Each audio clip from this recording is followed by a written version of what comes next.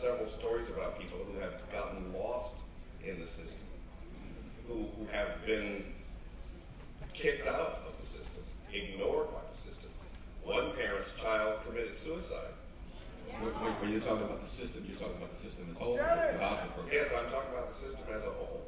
Well, and so my comment on the percentage in the survey was about the voucher program, because that was the question. I'm talking about vouchers. Okay, well, isn't it a voucher system? I mean, what are we quibbling about here? Semantics? Well, what I would like to just refocus us on is the purpose of public education. And it is public education, even if it is using, the private school, I'm not going to call them your school, the private schools that are taking public dollars, they should be utilizing the same types of measurements as our public schools, because it is tax dollars that are paying for that education. And if we're going to hold public schools accountable, we need to hold private schools accountable. When we talk about a satisfaction survey, nobody surveyed us before Katrina to see if we were satisfied with our schools. And it didn't matter if we were satisfied with our schools. And what we do know about the pilot program is that on average, the children who take the state test are scoring below the children in the RSD schools. And I also would like to know, when the survey was passed around, for those children who left for whatever reason, were they also surveyed?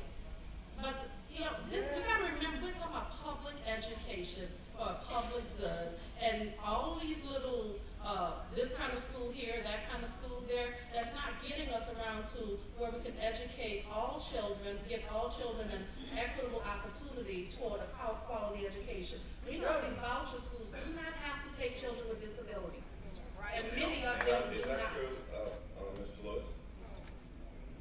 So it's the schools that participate in the program, is their decision whether or not to participate. There are schools.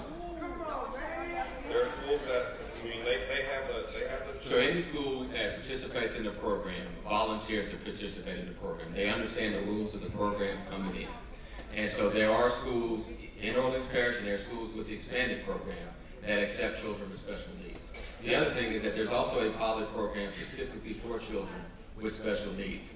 The deal is that when we talk about parental choice, as we refer to it, again, it's not forcing a parent to say that they have to go to this private school or that they have to go to this charter school.